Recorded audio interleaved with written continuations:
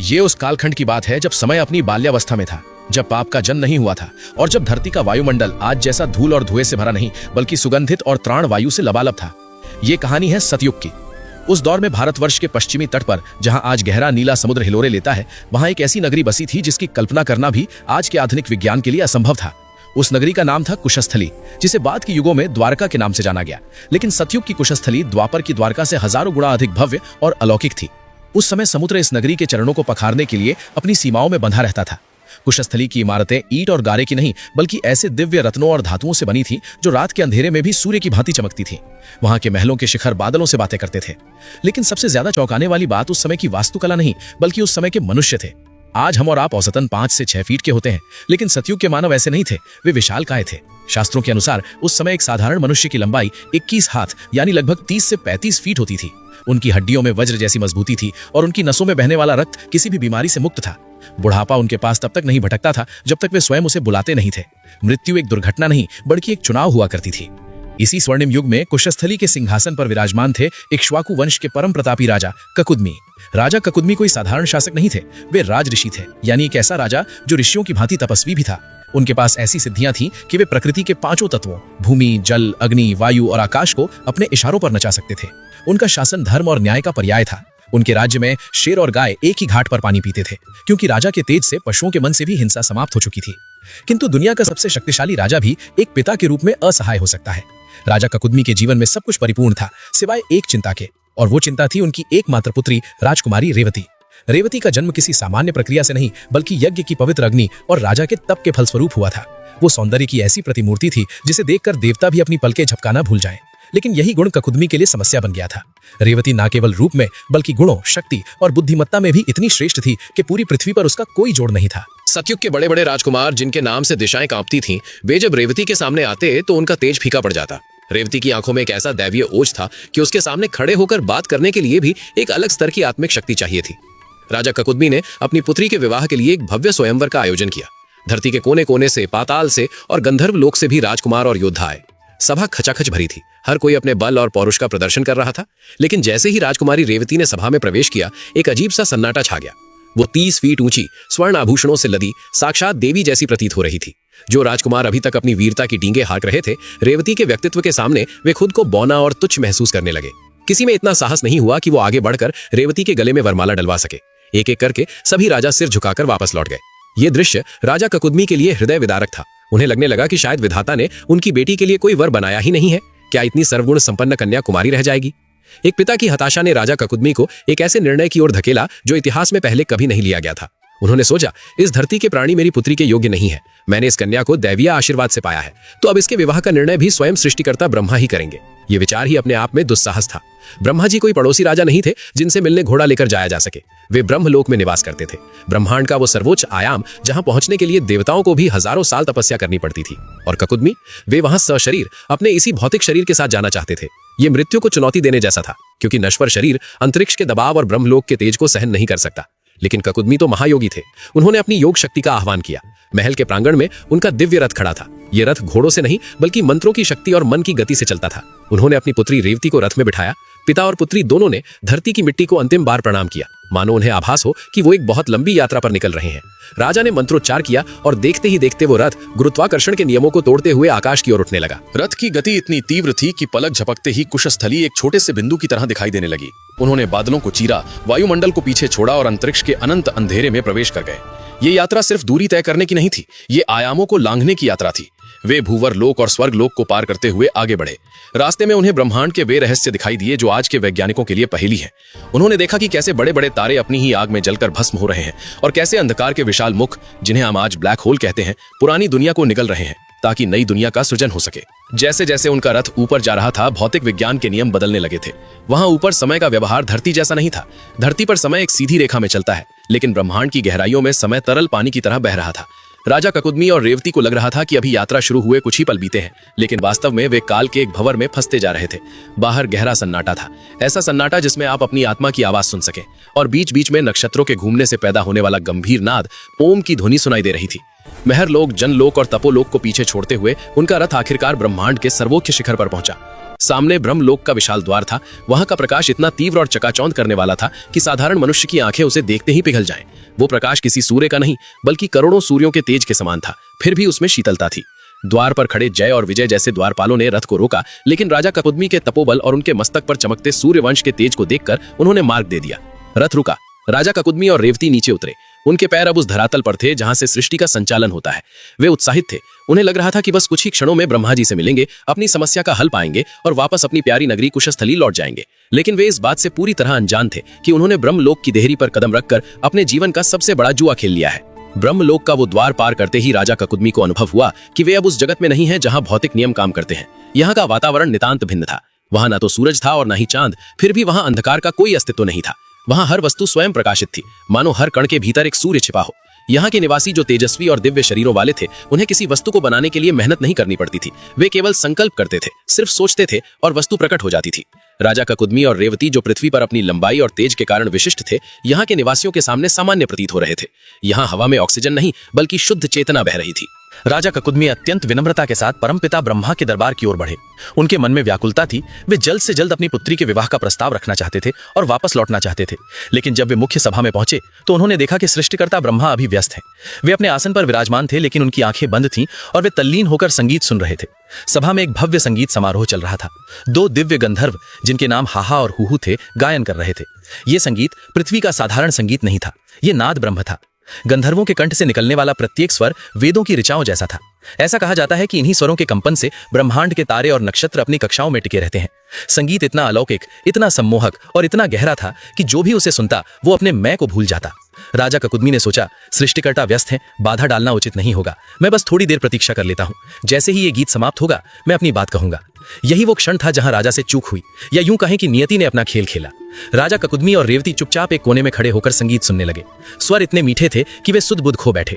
उन्हें लगा कि वे समय की धारा में बह रहे हैं। उनके मन के अनुसार उन्हें वहां खड़े हुए शायद 20 या 25 मिनट या अधिक से अधिक एक मुहूर्त, यानी कि लगभग 48 मिनट बीता होगा। उन्हें लग रहा था कि यह बस एक छोटा सा अंतराल है, लेकिन वे भूल गए थे कि वे कहां खड़े हैं। वे ब्रह्मलोक में थे, जहां समय की गति पृथ्वी की गति से पूरी तरह अलग है। जिसे आइंस्टाइन ने सदियों बाद टाइम डायलेशन कहा, वो उस दरबार में घटित हो रहा था। राजा ककुदमी संगीत के आनंद में झूम रहे थे और उधर ब्रह्मांड की घड़ी की सुइयां पागलों की तरह घूम रही थीं। जब गंधर्वों का गायन समाप्त हुआ, तब ब्रह्मा जी ने अपनी आंखें खोली। उनकी दृष्टि तुरंत राजा ककुदमी पर पड़ी। राजा ने आगे बढ़कर साष्टांग प्रणाम किया। ब्रह्मा जी मुस्कुराए और पूछा, कहो राजन, पृथ्वी लोक से यहां तक आने का कष्ट तुमने क्यों किया? राजा ककुदमी ने बड़े उत्साह के साथ अपनी जेब से वो सूची निकाली जिसे वे पृथ्वी से तैयार करके लाए थे। उन्होंने हाथ जोड़कर कहा, पितामह, मेरी पुत्री रेवती सर्वगुण संपन्न है। पृथ्वी पर मुझे इसके योग्य कोई वर समझ नहीं आ रहा, लेकिन मैंने अपनी बुद्धि से कुछ राजाओं को चुना है जो शायद इसके योग्य हो सकते हैं। राजा ने नाम पढ़ने शुरू किए। हैधाई वंश के राजा, इक्ष्वाकु वंश के कुछ राजकुमार, विदर्भ के नरेश। राजा ककुदमी अपनी बात पूरी कर भी नहीं पाए थे कि अचानक ब्रह्मा जी जोर से हंसे। वो हंसी व्यंग की नहीं थी, वो हंसी उस परम ज्ञान की थी जो अज्ञानी को देखकर आती है। उनकी हंसी से पूरा ब्रह्मलोक गूंज उठा। राजा ककुदमी सहम गए। उन्हें समझ नहीं आया कि उन्होंने क्या गलत कह दिया। ब्रह्मा जी ने अपनी हंसी रोकी और करुणा भरे स्वर में कहा, हे राजन, तुम जिन राजाओं का नाम ले रहे हो, तुम जिन राजकुमारों को अपनी सूची में लिखकर लाए हो, अब उनका अस्तित्व तो छोड़ो, उनके कई पीढ़ी समाप्त हो चुके हैं। उनके गोत्र का नाम लेने वाला भी धरती पर कोई नहीं बचा है। ककुदमी अवाक रह गए। उन्होंने हकलाते हुए पूछा, क्या? लेकिन प्रभु, मैं तो अभी बस कुछ ही देर पहले। ब्रह्मा जी ने उन्हें बीच में रोकते हुए समय का वो गणित समझाया जिसने राजा के पैरों तले से जमीन खिसका दी। उन्होंने कहा, मूर्ख मत बनो राजन, ये ब्रह्मलोक है। यहाँ का एक क्षण पृथ्वी के कई वर्षों के बराबर होता है।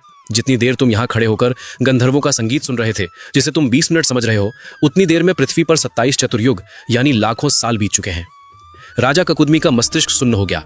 27 चतुर्युग, एक चतुर्युग में सतयुग, त्रेता, द्वापर और कलयुग चारों होते हैं, यानी 27 बार सतयुग आकर चला गया, 27 बार त्रेता और द्वापर बीत गए, लाखों करोड़ों वर्ष। ब्रह्मा जी ने आगे कहा, तुम जिस कुश स्थली नगरी से आए थे वो कब की नष्ट हो चुकी है। तुम्हारे पुत्र, पौत्र, प्रपौत्र और उनका पूरा वंश धूल में मिल चुका है। तुम्हारे महलों के खंडर भी अब जमीन के नीचे दब चुके हैं। जिन राजाओं का नाम तुम ले रहे थे, उनकी हड्डियों का चूर्ण भी अब हवा में नहीं बचा है। पृथ्वी पर अब सब कुछ बदल चुका है। वहां अब न सतयुग है, न वो लोग हैं जिन्हें तुम जानते थे। राजा ककुदमी को लगा जैसे उनका हृदय फट जाएगा। एक ही पल में उन्होंने अपना घर, अपना परिवार, अपना साम्राज्य, अपना इतिहास सब कुछ खो दिया था। वे अब ब्रह्मांड के सबसे अकेले व्यक्ति थे। एक ऐसा पिता जो अपनी बेटी के लिए वर ढूंढने निकला था, लेकिन बदले में अपनी पूरी दुनिया ही गवा बैठा। उनकी आंखों के सामने अंधेरा छाने लगा। तो अब मैं क्या करूं प्रभु? मेरा तो कोई नहीं बचा, मैं कहां जाऊं? उनकी इस दयनीय दशा को देखकर ब्रह्मा जी ने उन्हें सांत्वना दी। उन्होंने कहा, निराश ना हो ककुदमी, ये सब विधि का विधान था। तुम 27 युग आगे आ गए हो, इसका भी एक प्रयोजन है। इस समय पृथ्वी पर द्वापर युग का अंतिम चरण चल रहा है और सौभाग्य से स्वयं आदि पुरुष भगवान नारायण ने पृथ्वी का भार कम करने के लिए अवतार लिया है। ब्रह्मा जी की आंखों में एक चमक थी। उन्होंने आदेश दिया, तुम अभी पृथ्वी पर वापस जाओ। इस समय वहां यदुवंश में वासुदेव, कृष्ण और उनके बड़े भाई बलराम मौजूद है। बलराम कोई साधारण मनुष्य नहीं, वे स्वयं शेषनाग के अवतार हैं। तुम्हारी ये दिव्य पुत्री रेवती उसी अनंत शक्ति बलराम के योग्य है। जाओ और अपनी पुत्री का हाथ बलराम को सौंप दो। राजा ककुदमी के लिए ये जानकारी राहत देने वाली भी थी और डराने वाली भी। उन्हें एक वर तो मिल गया था, लेकिन अब उन्हें उस पृथ्वी पर लौटना था जो उनके लिए एलियन प्लैनेट, अनजान ग्रह बन चुकी थी। उन्हें नहीं पता था कि युगों के बदलने से इंसान कितना बदल गया है, धरती कितनी बदल गई है। ब्रह्मलोक के उस दरवाजे से बाहर कदम रखते हुए ककुदमी कांप रहे थे। वे एक जानी पहचानी दुनिया से आए थे, लेकिन अब वे एक भयानक और अनजान भविष्य में कूदने जा रहे थे। ब्रह्मलोक से वापसी की यात्रा जितनी रहस्यमयी थी, धरती पर उनका आगमन उतना ही वेदनापूर्ण और चौंकाने वाला था। जैसे ही राजा ककुदमी और उनकी पुत्री रेवती का दिव्य रथ पृथ्वी के वायुमंडल में प्रविष्ट हुआ, उन्हें पहला झटका लगा। वो हवा जो कभी फूलों की सुगंध और पवित्रता से भारी रहती थी, अब धूल और धुएं से मलिन हो चुकी थी।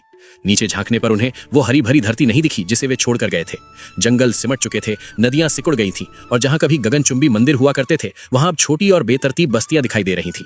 जब रथ जमीन पर उतरा तो राजा ककुदमी को अपनी आंखों पर विश्वास नहीं हुआ। ये उनकी कुशस्थली नहीं थी, उनकी भव्य नगरी, उनके पूर्वजों की धरोहर, सब कुछ काल के गर्त में समा चुका था।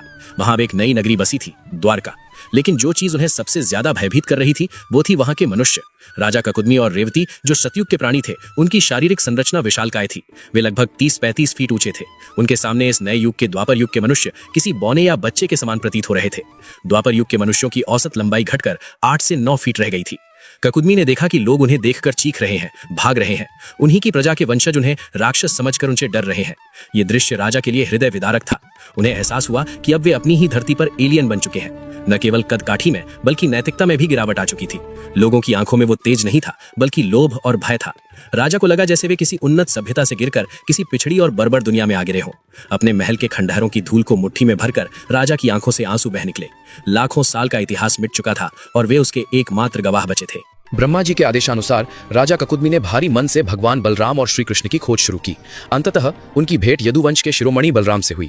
ये मिलन इतिहास का सबसे विचित्र दृश्य था। एक तरफ सतयुग की राजकुमारी रेवती खड़ी थी, जिनका सिर बादलों को छूता प्रतीत होता था, और दूसरी तरफ द्वापर के महानायक बलराम थे, जो कद में रेवती के कमर तक भी नहीं पहुंच रहे थे।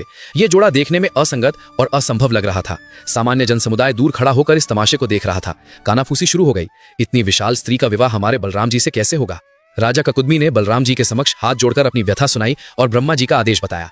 बलराम जी, जो स्वयं शेषनाग के अवतार थे, सब कुछ जानते थे। उन्होंने राजा की पीड़ा को समझा। वे मुस्कुराए और रेवती की ओर देखा।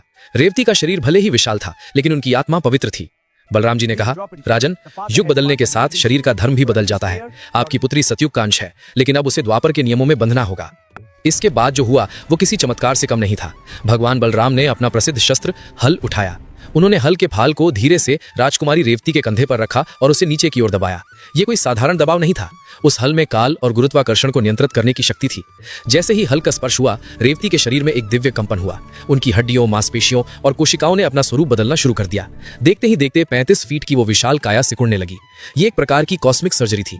कुछ ही क्षणों में रेवती का कद घटकर द्वापर युग की स्त्रियों के समान हो गया। उनका विराट रूप लुप्त हो गया, लेकिन उनके चेहरे का वो तेज और पवित्रता वैसी ही बनी रही। बलराम जी ने ककुदमी को समझाया, परिवर्तन ही संसार का नियम है राजन। जो समय के साथ खुद को ढाल नहीं पाता, समय उसे कुचलकर आगे बढ़ जाता है। अब रेवती और बलराम एक दूसरे के अनुरूप थे। एक सादे लेकिन अलौकिक समारोह में दो अलग अलग युगों का मिलन हुआ। सतयुग की राजकुमारी का विवाह द्वापर के रक्षक के साथ संपन्न हुआ। बेटी का विवाह करने के बाद राजा ककुद्दी के पास अब इस संसार में करने के लिए कुछ शेष नहीं था। उनका राज्य, उनका परिवार, उनके मित्र सब लाखों साल पहले ही इतिहास बन चुके थे। इस नई दुनिया की चकाचौंध, झूठ और कोलाहल में उनका मन नहीं लगा। उन्हें समझ आ गया कि जीवन केवल एक स्वप्न है और समय वो शक्ति है जो इस स्वप्न को नियंत्रित करती है। उन्होंने अपनी पुत्री को आशीर्वाद दिया और वैराग्य धारण कर लिया। राजा ककुदमी ने बद्रिक आश्रम की ओर प्रस्थान किया। वहां नर नारायण के तपोवन में बैठकर उन्होंने घोर तपस्या की। अपनी अंतिम सांस तक उन्होंने उस परम सत्य का चिंतन किया जो उन्होंने अपनी इस अजीबोगरीब यात्रा से सीखा था, कि हम जिसे वर्तमान कहते हैं वो केवल एक भ्रम है। ब्रह्मांड के कैनवस पर हमारा पूरा जीवन, हमारे सुख दुख, हमारे साम्राज्य, सब कुछ एक पानी के बुलबुले से अधिक कुछ नहीं है। जो काल को समझ लेता है वो काल के भय से मुक्त हो जाता है।